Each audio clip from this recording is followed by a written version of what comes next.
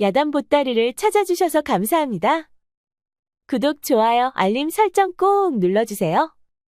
가을바람이 차갑게 불어오는 시골 장터에 짐꾼들 사이로 유독 한 사내가 눈에 띄었습니다.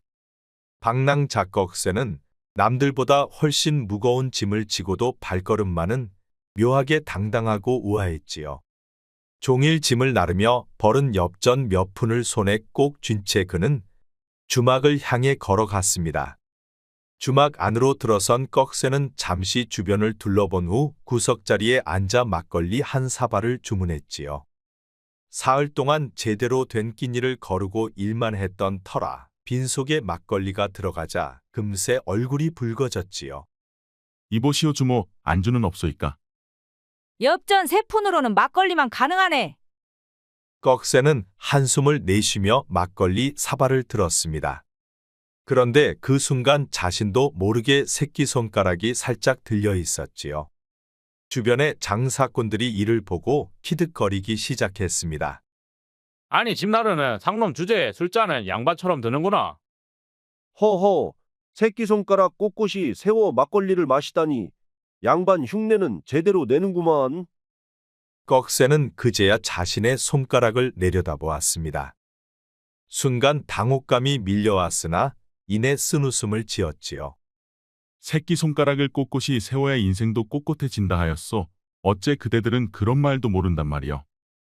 그 말에 장사꾼들은 실없는 놈이라며 한바탕 웃고 말았습니다. 나는 원래 벼슬아치였소이다. 한양 육조거리를 활보하던 양반이었지요. 그 말에 주막이 순간 조용해졌다가 곧 더 큰 웃음이 터졌지요.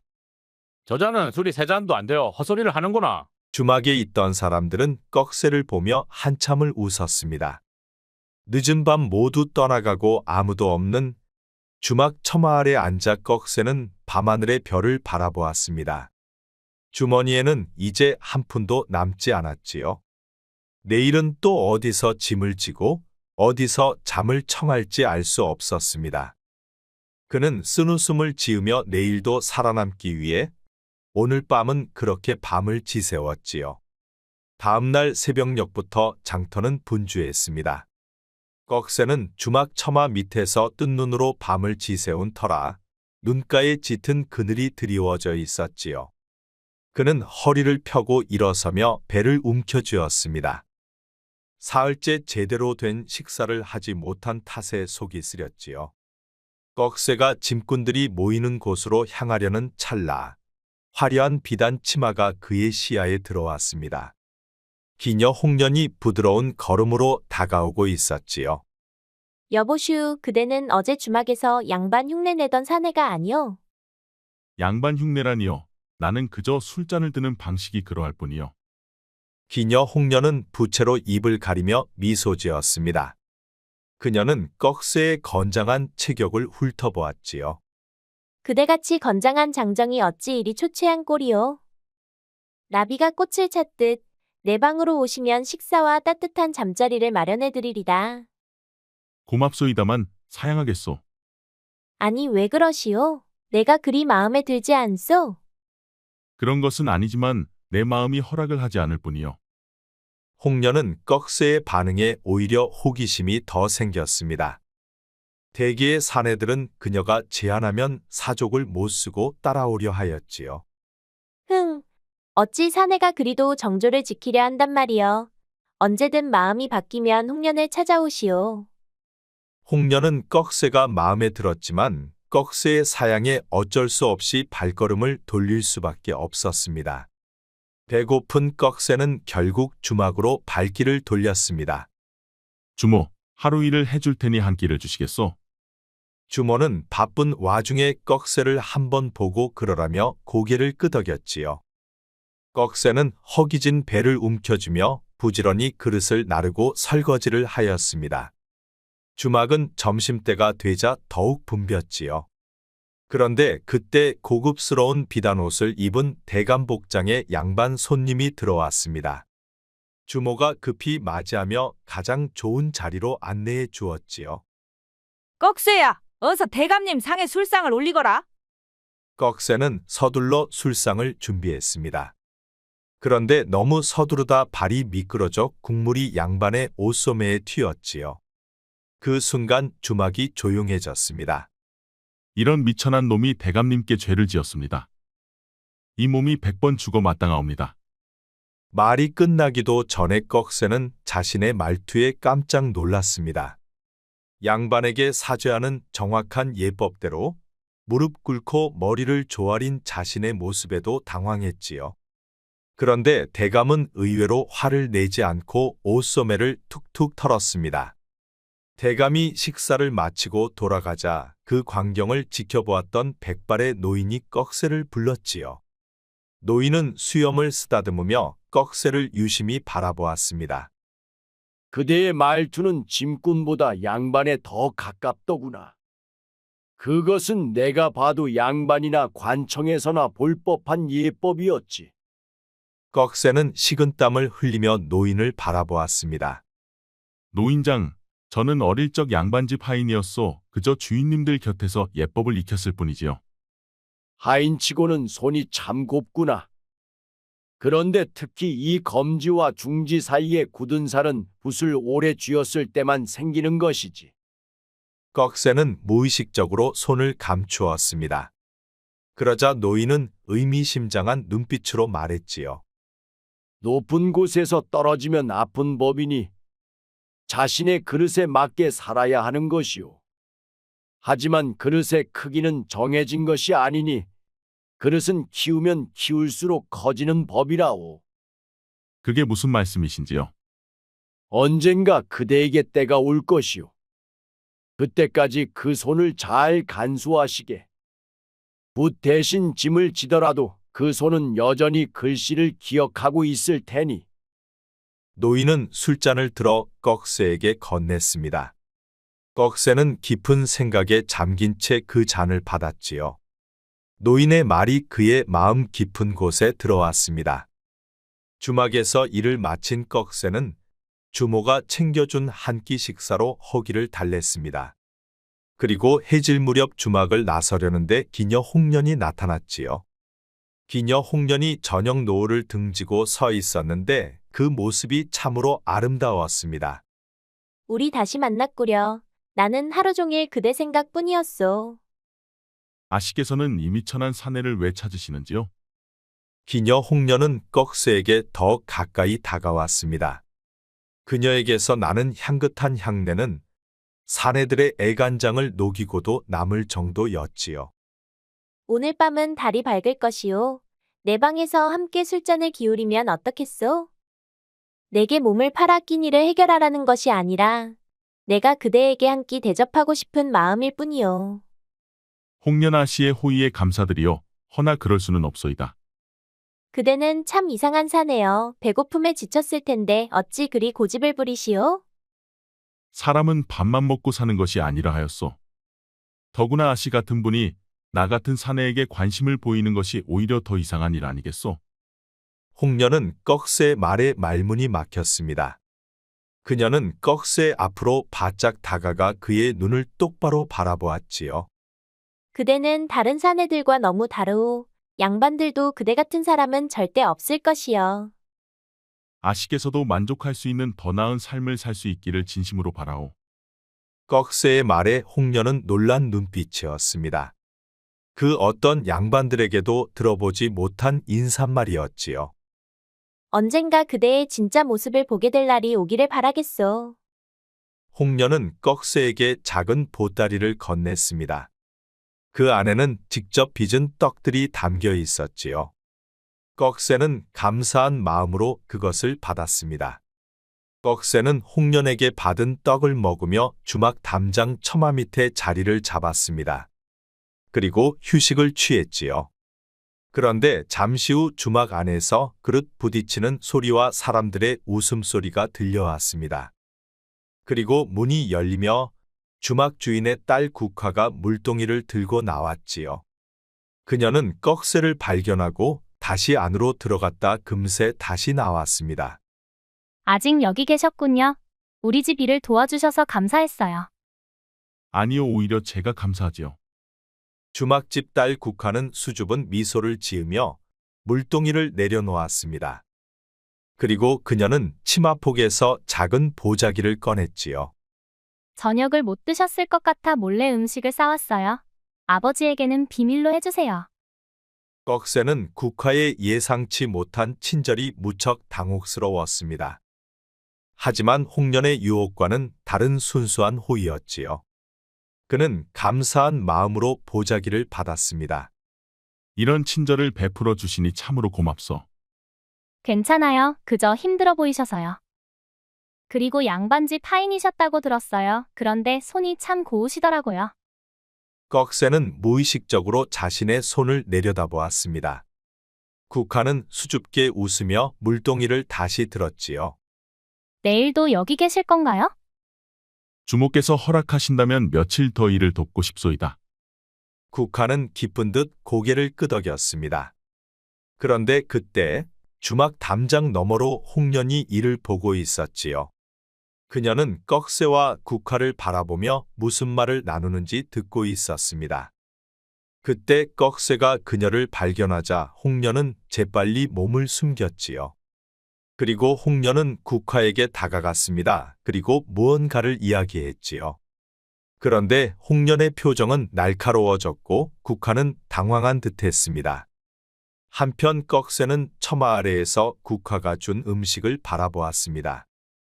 하루 만에 두 여인의 관심을 받게 되리라고는 생각지 못했었지요. 그렇게 그는 시골 주막에서 몇 주를 더 머물고 한양으로 발길을 돌렸습니다. 이제 방랑의 끝 여행의 종착지 한양으로 향한 것이었지요. 겨울이 지나고 봄 기운이 완연한 한양 거리는 활기가 넘쳐났습니다. 꺽쇠는 허기진 배를 움켜쥐며 짐꾼들 속에 있었지요. 이복의 꺽쇠, 자네는 오늘 콩단말을 지고 이씨 마님 댁으로 갖다 주시게. 알겠소 꼭지어른. 그는 곡물 상점에서 콩 단말을 받아 이씨 마님 집으로 향했습니다. 대문을 열고 안으로 들어서니 화려한 비단 옷을 입은 여인 마님이 나타났습니다. 그녀는 꺽쇠를 위아래로 살펴보았지요. 콩을 가져왔소? 그렇습니다. 꺽쇠는 마님이 가리키는 곳에 콩을 내려놓았습니다. 그리고 돌아서 나오려는데 이씨 마님이 꺽쇠를 붙들었지요. 마침 우리 집에서 사내 머슴이 한 명 필요했는데 일해볼 생각 없소? 꺽쇠는 잠시 놀랐으나 그 편이 좋겠다 생각했지요. 떠도는 생활보다 한 곳에 정착해보는 것도 좋을 것 같았습니다. 조소 해보겠소. 마님은 몸종을 불러 꺽쇠를 행랑채로 안내하도록 지시했지요. 마님, 행랑채 일은 문의가 맡고 있는데 새로운 종은 제가 데려가 다른 일을 시키면 안 될까요? 아니, 내가 직접 데려다 일을 시키겠다. 새로운 아이가 일을 잘하는지 살펴봐야겠구나. 몸종은 의아한 표정을 지었지만 곧 물러났습니다. 그러자 마님은 꺽쇠에게 손짓했지요. 오늘은 먼저 식사부터 하고 일은 내일부터 시작하거라. 잘 알겠소 마님. 꺽쇠는 마님을 따라 안으로 들어갔습니다. 그녀의 우아한 자태와 따뜻한 목소리에 순간 넋을 잃었지요. 이내 자신의 처지를 알고 공손히 고개 숙였지만 마님의 눈빛에서 그는 묘한 감정을 느꼈습니다. 이름이 무엇이냐? 꺽쇠라 하옵니다 마님. 꺽쇠라 그 이름과 달리 반듯한 인상이구나. 머슴 꺽쇠는 이른 아침부터 마당을 쓸고 물을 길어 하루 일과를 시작했습니다. 다른 하인들은 그를 호기심 어린 눈으로 바라보았지요. 특히 분이라는 여종은 그를 유독 날카롭게 관찰했습니다. 너는 어디서 왔느냐? 마님께서 직접 골랐다던데. 시골에서 왔소이다. 그때 마님 이씨가 행랑채로 들어섰습니다. 모든 하인들이 공손히 인사를 올렸지요. 꺽쇠는 나를 따르거라. 내가 할 일은 따로 있다. 꺽쇠는 의아한 표정으로 마님을 따라갔습니다. 분이와 다른 하인들이 그 모습을 보고 있었지요. 마님은 꺽쇠를 안 채 깊숙한 곳에 있는 서재로 안내했습니다. 방 안에는 책들이 어지럽게 쌓여 있었고 한쪽 벽에는 작은 약재 상자들이 놓여 있었지요. 이 서재를 정리하거라. 책들은 종류별로 약재 상자들은 크기별로 정리하면 된다. 네, 마님, 알겠습니다. 마님이 나간 후 꺽쇠는 책들을 살펴보았습니다. 그리고 그는 책들을 획수 순서대로 정리하였지요. 한참 후 마님이 다시 서재로 들어왔습니다. 꺽쇠는 책들을 정리하느라 땀을 흘리고 있었지요. 마님은 꺽쇠가 정리해 놓은 것을 보고 의아한 표정으로 물었습니다. 책을 정리한 순서는 어떤 순서이느냐? 꺽쇠는 순간 당황했습니다. 하인이 어찌 획수 순서를 알겠냐는 의문이 들 것이 분명했지요. 책의 색깔 순서입니다. 붉은색, 푸른색, 노란색으로요. 마님은 의심스러운 눈초리로 꺽쇠를 바라보았습니다. 그리고 그녀는 책장에서 한 권의 책을 꺼내 꺽쇠에게 건넸지요. 나는 이 책의 내용이 궁금한데 너는 어떻게 생각하느냐? 꺽쇠의 이마에 식은땀이 맺혔습니다. 그 책은 동의보감의 한 부분이었지요. 그는 책을 받아들고 마치 글을 읽지 못하는 척 책의 그림만 바라보았습니다. 글을 모르니 그림으로만 짐작하건대 꽃 가꾸는 책인 듯합니다. 꽃 가꾸는 책이라 재밌구나. 이것은 약초에 관한 책이다. 특히 이 장은 심장병을 다스리는 약재들을 다루고 있다. 꺽쇠는 안도의 한숨을 내쉬었습니다. 글 읽는 것을 마님에게 들키지 않은 것 같았지요. 그런데 꺽쇠야, 방금 내가 책에 대해 설명할 때 내 눈빛은 이미 다 알고 있는 듯 하더구나. 순간 꺽쇠는 깜짝 놀랄 뻔했습니다. 그런데 마님은 책을 책장에 다시 꽂으며 말을 계속 이었지요. 나는 의녀 출신이다. 그래서 약재에 대해서는 잘 아는 편이지. 너도 약재에 대해서 좀 아는 것이냐? 아닙니다, 마님. 저는 아는 게 없사옵니다. 그래, 알았다. 내일까지 서재 정리를 끝내거라. 특히 저 구석에 있는 시집들까지 살펴보거라. 마님이 나가고 꺽쇠는 안도의 한숨을 내쉬었습니다. 그러나 동시에 마님에 대한 호기심은 더욱 커졌지요. 의녀 출신이라니 어쩌면 그녀도 자신처럼 뭔가 숨기고 있는 것은 아닐까요? 꺽쇠는 마님이 언급한 시집 쪽을 보았습니다. 그곳에는 한 무더기의 시집이 있었는데 마님의 필체로 보였지요. 며칠 후 서재 정리를 마친 꺽쇠는 마님의 지시로 장터에 나왔습니다. 봄볕이 따스한 한양 장터는 사람들로 북적였지요. 꺽쇠는 마님이 적어준 목록을 보며 물건을 하나씩 고르고 있었습니다. 붓과 먹 그리고 약재 상자라 마님의 취향을 알겠군. 그런데 그때 누군가 꺽쇠의 이름을 부르는 소리가 들렸습니다. 돌아보니 주막집 딸 국화가 놀란 표정으로 서 있었지요. 꺽쇠 오라버니, 정말 오라버니 맞지요? 한양에서 다 만나다니 반가워요. 아니 국화, 이런 곳에서 만나다니 반갑구나. 헌데 어쩐 일로 한양에 왔느냐? 국화는 활짝 웃으며 꺽쇠에게 다가왔습니다. 그리고 그녀는 자연스럽게 꺽쇠의 팔을 잡으며 말했지요. 아버지 약재를 구하러 왔어요. 그런데 오라버니는 어떻게 지내셨어요? 갑자기 떠나시길래 걱정했어요. 꺽쇠와 국화는 함께 약재상을 둘러보며 이야기를 나누었습니다. 꺽쇠는 국화의 순수한 미소의 고향에 대한 그리움이 커졌지요. 지금은 김부사 댁에서 머슴으로 일하고 있다. 운 좋게 좋은 주인을 만났지. 정말 다행이에요. 그런데 오라버니처럼 글 읽을 줄 아는 분이 머슴 일을 하시다니 이해가 안 돼요. 꺽쇠는 순간 당황했습니다. 국화는 자신이 글을 읽을 줄 안다는 사실을 어떻게 알았을까요? 글이라니, 내가 언제 글을 읽었더냐? 그날 밤 주막 처마 아래서 책을 읽고 계셨잖아요. 제가 우연히 보았어요. 꺽쇠는 식은땀을 흘렸습니다. 그날 밤 몰래 가지고 다니던 책을 꺼내 읽었던 것이 들켰던 모양이었지요. 그는 국화에게 비밀을 지켜달라고 부탁했습니다. 그런데 두 사람의 대화를 멀리서 지켜보는 사람이 있었습니다. 마님 이씨가 몸종과 함께 장에 나왔다가 우연히 꺽쇠와 국화를 발견한 것이었지요. 마님은 꺽쇠가 국화를 보며 활짝 웃는 모습에 왠지 가슴이 답답해지는 감정을 느꼈습니다. 그날 저녁 마님 이 씨는 창가에 홀로 앉아 달을 바라보았습니다. 그녀의 앞에는 반쯤 쓰인 시가 놓여 있었지요. 달 밝은 밤 그림자 둘이 춤추는데 내 마음은 어찌 이리도 흔들리는가. 마님은 붓을 들어 시의 마지막 구절을 적었습니다. 낯선 이의 미소의 봄바람처럼 설레는 내 마음. 이것이 죄인가 운명인가. 그녀는 깊은 한숨을 내쉬고 시를 접었지요. 며칠 후 머슴 꺽쇠는 부장나리의 부름을 받고 사랑채로 향했습니다. 사랑채에 들어서자 부장이 서한 앞에 앉아 있었지요. 부사는 들어오는 꺽쇠를 유심히 살펴보았습니다. 내가 새로 들어온 머슴 꺽쇠냐? 그러하옵니다, 나리.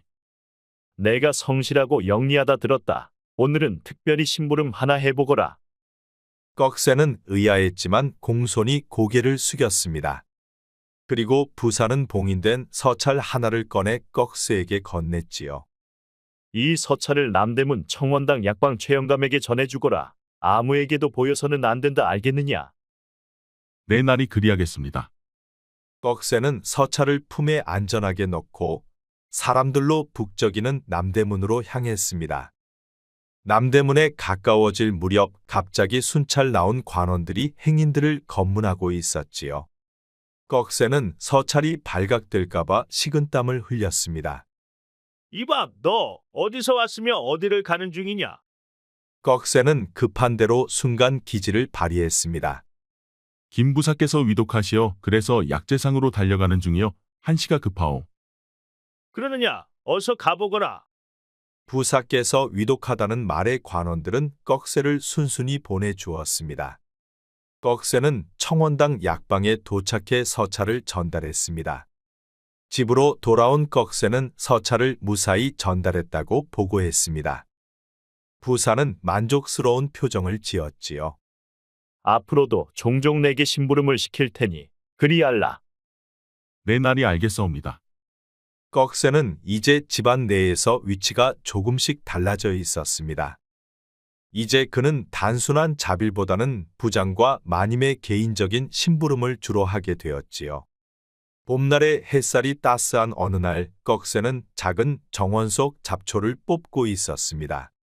그런데 그때 화려한 비단 옷을 입은 젊은 여인이 정원으로 걸어왔지요. 부장의 조카딸 김소전은 꺽쇠가 일하는 모습을 멀리서부터 지켜보고 있었습니다. 이보게, 새로운 머슴이 자네지? 내 아가씨 소인 꺽쇠라 하옵니다. 꺽쇠는 공손히 고개를 숙였습니다. 김소전은 부채로 얼굴을 가리며 꺽쇠를 유심히 살펴보았지요. 삼촌께서 자네를 무척 신임하신다던데 보통 머슴은 아닌 모양이구나? 김소전은 꺽쇠에게 더 가까이 다가왔습니다.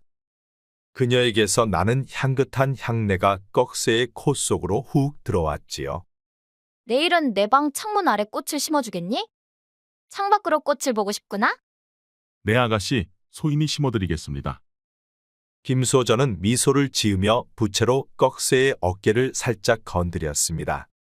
그 바람에 꺽쇠는 당혹스러웠지요. 김소저가 떠난 후 꺽쇠는 의아한 표정으로 그녀의 뒷모습을 바라보았습니다.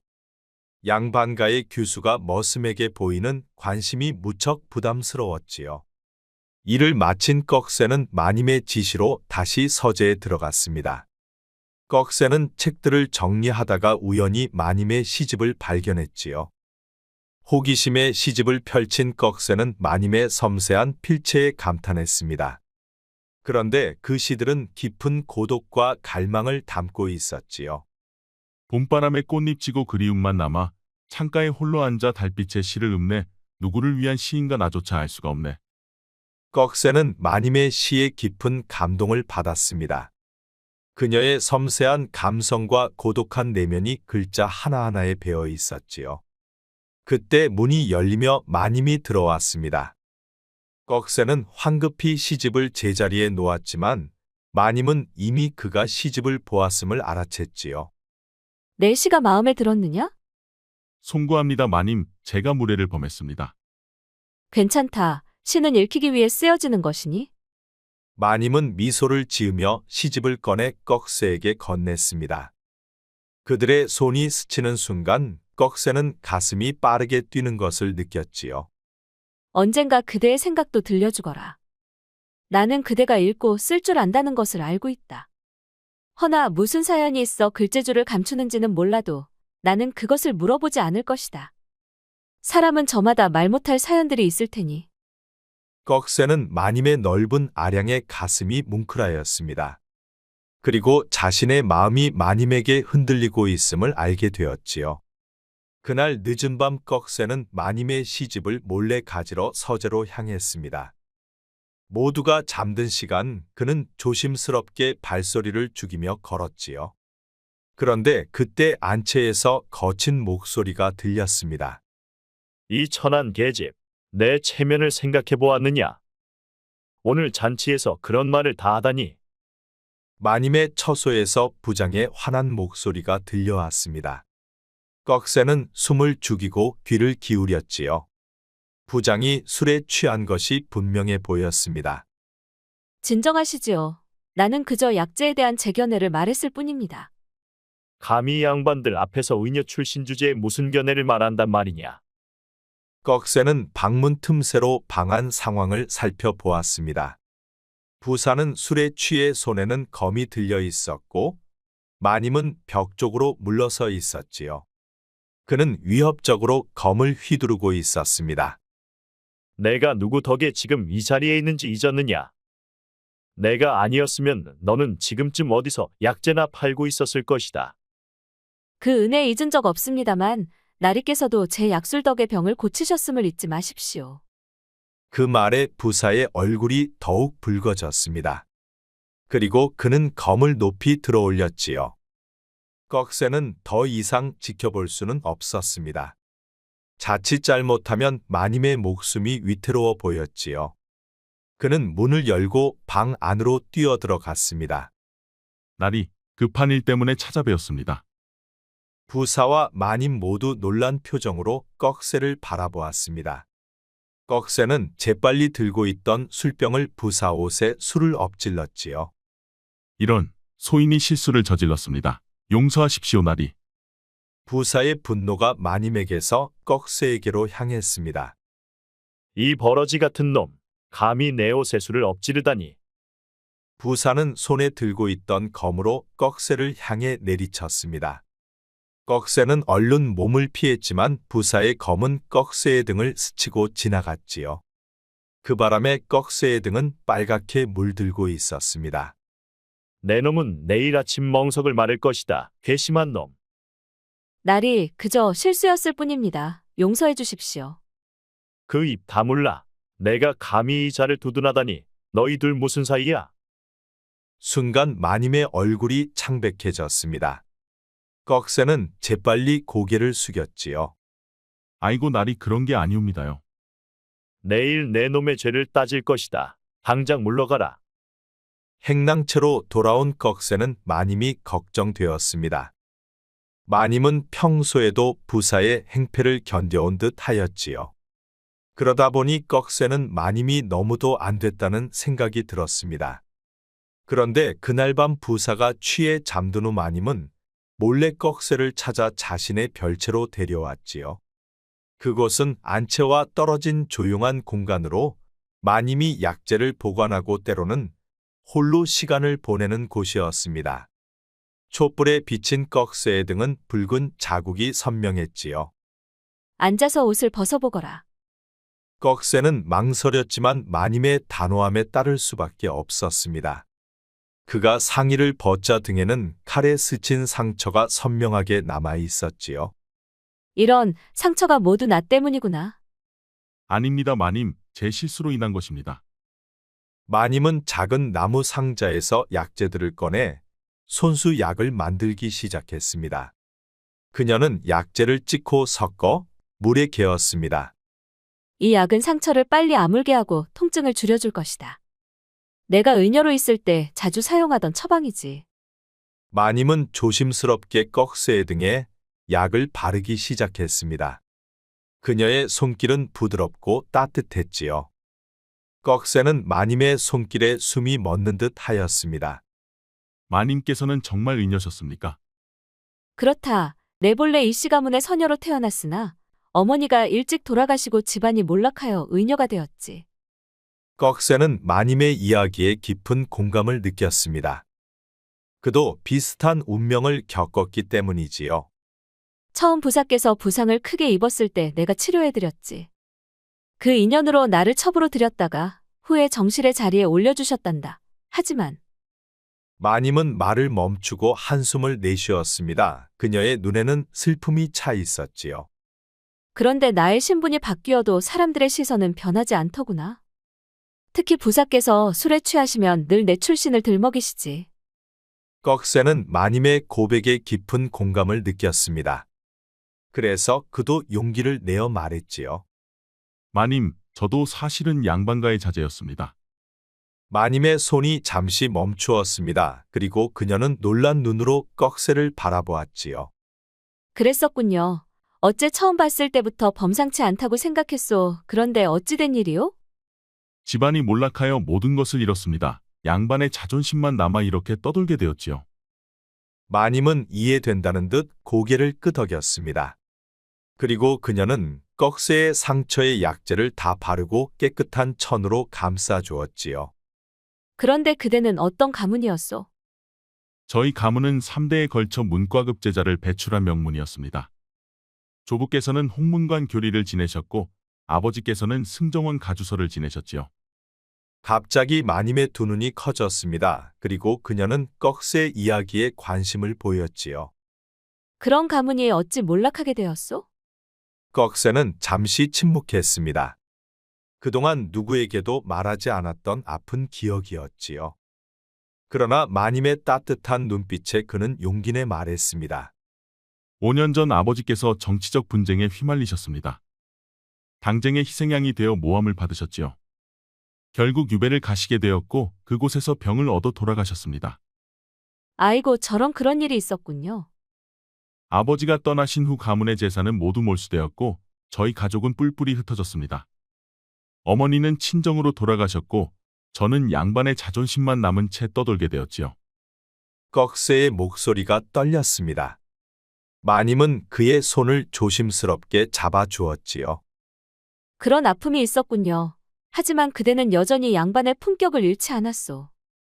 사실 저는 과거 시험을 준비하고 있었습니다. 제겐 꿈이 있었지요. 하지만 이제는 마님은 창가로 걸어가 둥근 달을 바라보았습니다. 달빛에 비친 그녀의 모습은 아름답게 빛나고 있었지요. 꿈은 버리지 마시오. 세상은 변하고 운명도 변하는 법이니? 꺽쇠는 마님의 모습을 바라보며 가슴이 뛰었습니다. 밤이 깊어갔지만 두 사람의 대화는 계속되었습니다. 아픈 상처를 가진 두 사람은 정신적 교감을 나누었지요. 난 이제 돌아가야 할 시간이오. 부사께서 깨시기 전에. 네 마님, 오늘 밤은 제게 큰 위안이 되었습니다. 마님은 미소를 지으며 작은 보자기를 꺼내 꺽쇠에게 건넸습니다. 이것은 내가 즐겨 읽는 시집이오. 그대와 함께 나누고 싶소. 꺽쇠는 두 손으로 시집을 받았습니다. 그리고 그들의 손이 스쳤고 순간 두 사람은 말로 표현할 수 없는 감정을 느꼈지요. 그 일이 있고 며칠이 지났습니다. 머슴 꺽쇠는 약속대로 김소저의 창문 아래 꽃을 심었지요. 그런데 김소저는 그를 더욱 자주 불러 심부름을 시켰습니다. 오늘도 김소저는 꺽쇠를 자신의 방으로 불렀지요. 들어오시게 꺽쇠, 문은 닫으시게. 꺽쇠는 조심스럽게 방 안으로 들어섰습니다. 김소저의 방은 화려한 비단 장식과 값비싼 소품들로 가득했지요. 김소저는 평소보다 더 화려하게 단장하고 있었습니다. 그대가 심어준 꽃이 참 아름답게 피었구려. 과찬이십니다, 아가씨. 소인이 해야 할 일을 했을 뿐입니다.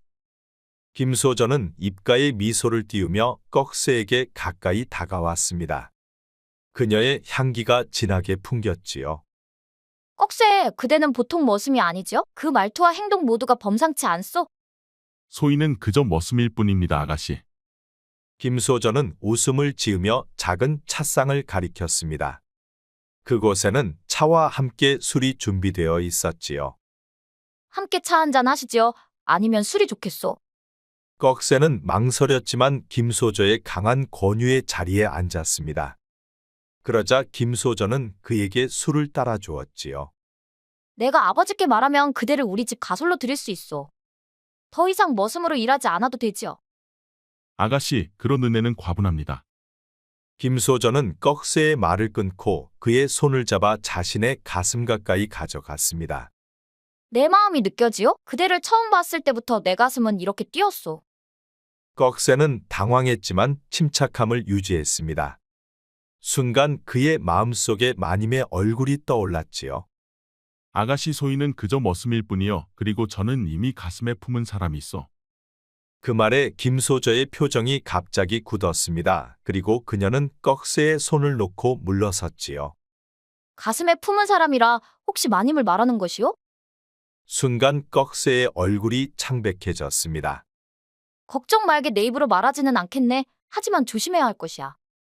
아가씨 오해는 하지 마십시오. 소희는 그저 그만 나가보시게. 내 자존심이 더 상하기 전에. 꺽쇠는 공손히 인사하고 방을 나섰습니다. 그의 마음은 혼란스러웠지만 동시에 뭔가 분명해졌지요. 그는 마님에 대한 자신의 감정을 더 이상 부정할 수 없었습니다.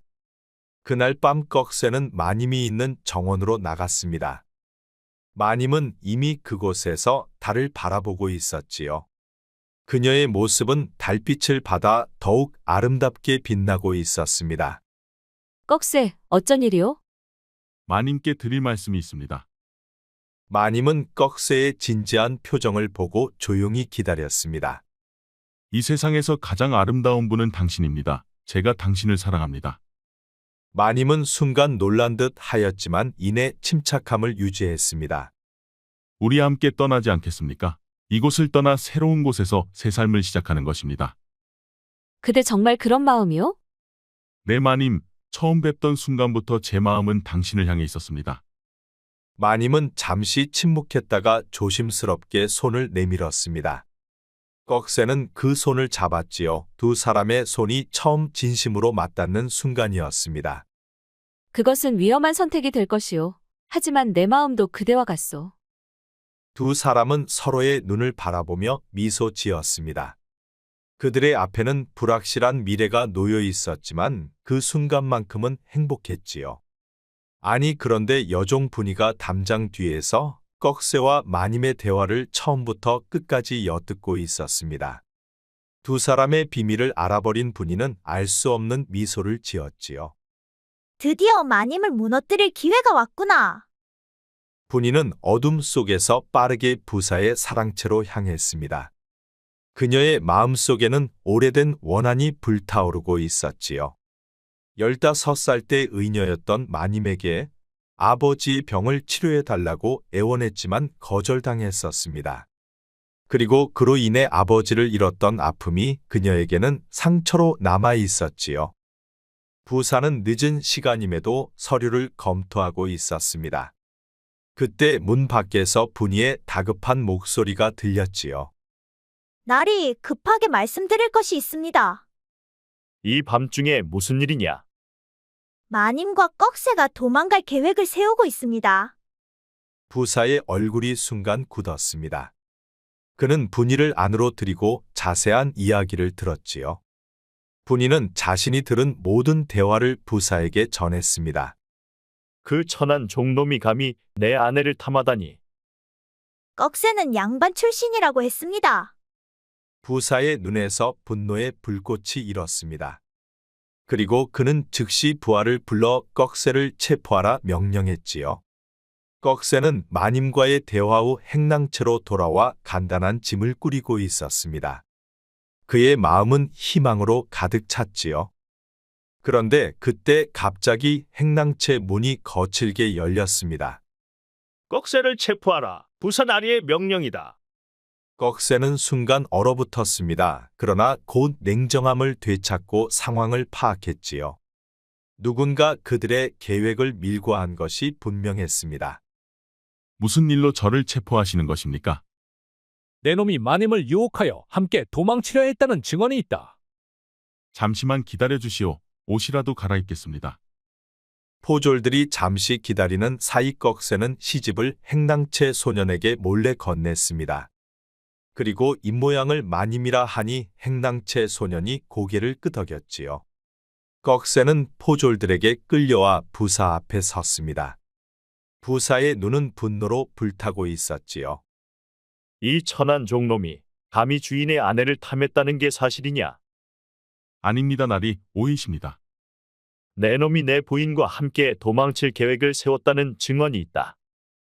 꺽쇠는 순간 지혜를 발휘했습니다. 직접적인 부인보다는 상황을 모호하게 만드는 것이 좋겠다고 판단했지요. 제가 마님께 글을 배우고 싶다고 청했을 뿐입니다. 하지만 제 신분에 어긋난 불경한 행동이었음을 뒤늦게 후회했습니다. 글을 배우다니. 천한 종놈이 무슨 글을 배운단 말이냐? 죄송합니다, 나리.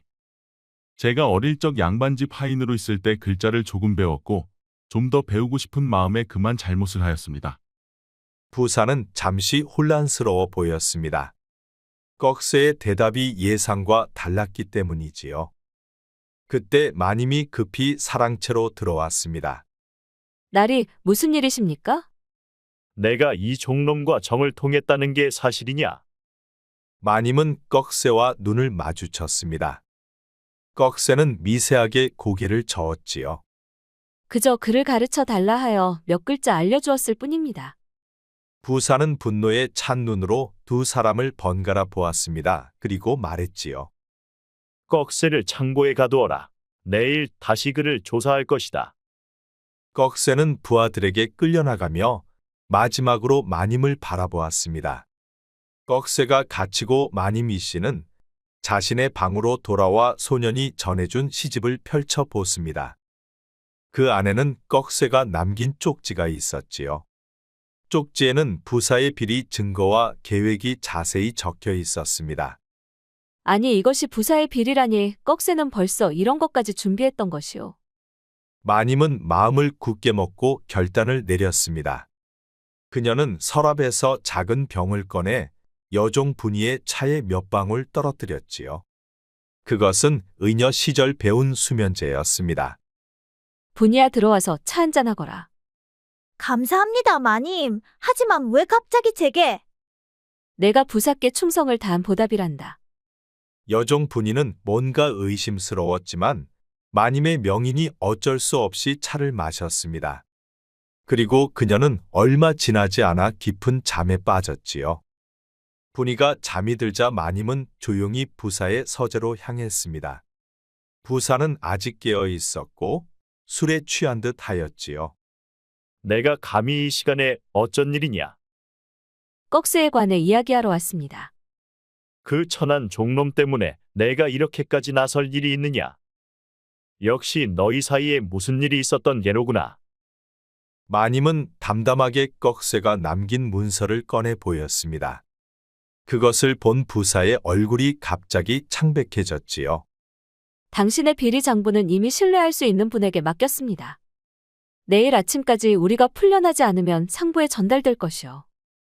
아니, 내가 감히 나를 협박하느냐? 협박이 아닙니다. 그저 진실을 말하는 것뿐이지요. 부사는 분노에 찬 눈으로 마님을 노려보았습니다. 그러나 마님은 조금도 흔들리지 않았지요. 그리고 나리께서 3년 전 중병으로 고통받으실 때 제가 비방한 약재에 대해서도 기억하십니까? 그 말에 부사의 표정이 심각해졌습니다. 그 약재는 왕실에서만 사용할 수 있는 비법으로 이 사실이 알려진다면? 제발 그만해라. 내가 원하는 것이 무엇이냐? 꺽쇠를 풀어주고 우리가 함께 떠날 수 있게 해주시오. 부사는 환한 얼굴로 잠시 침묵했습니다. 그의 마음속에서는 분노와 두려움으로 가득 찼지요. 내가 이렇게까지 할 줄은 몰랐다. 그 종놈이 그렇게 좋더냐?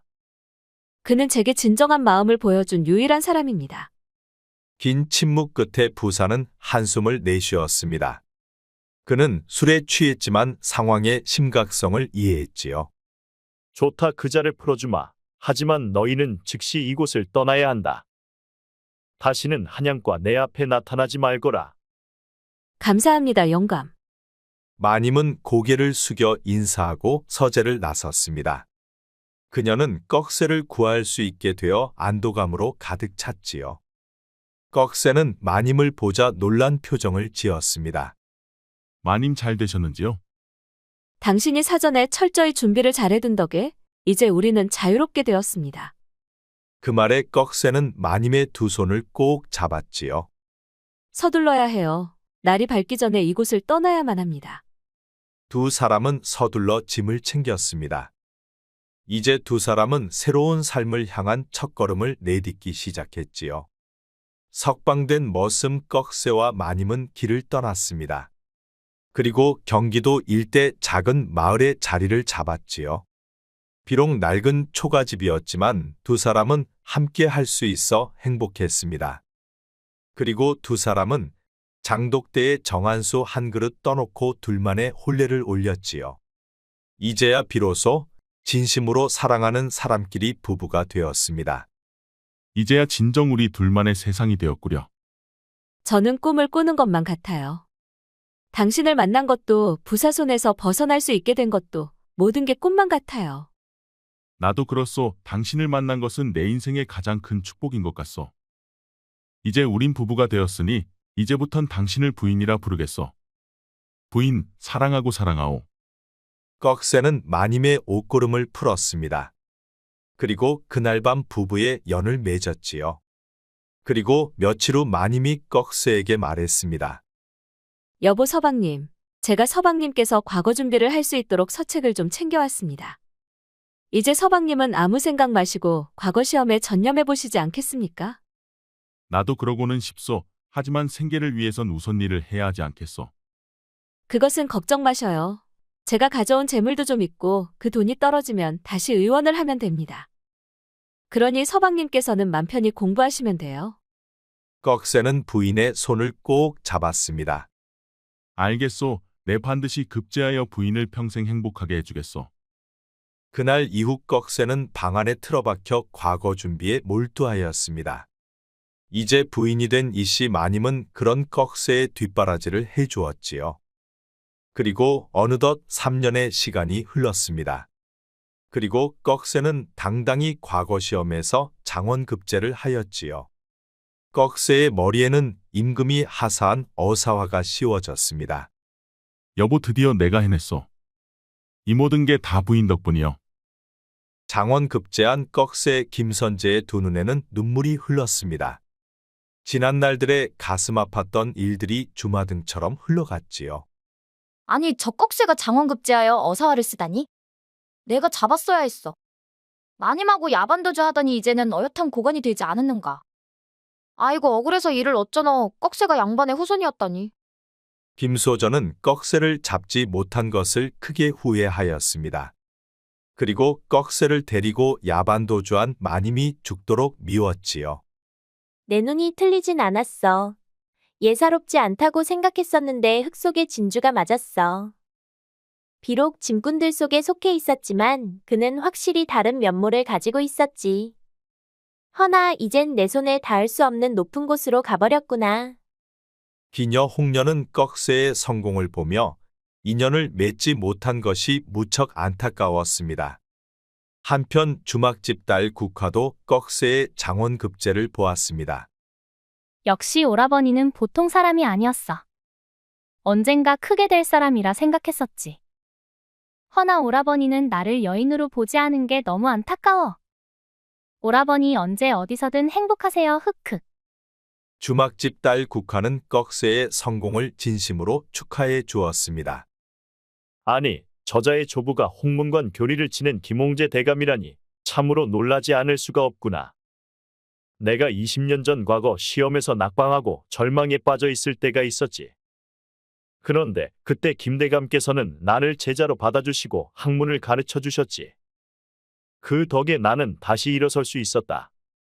그런데 저자가 그 가문의 손자였다니 내가 어찌 그런 은인의 손자를 이렇게 대했단 말인가.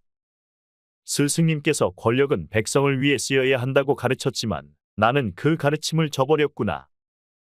이 모든 게 자업자득이로다.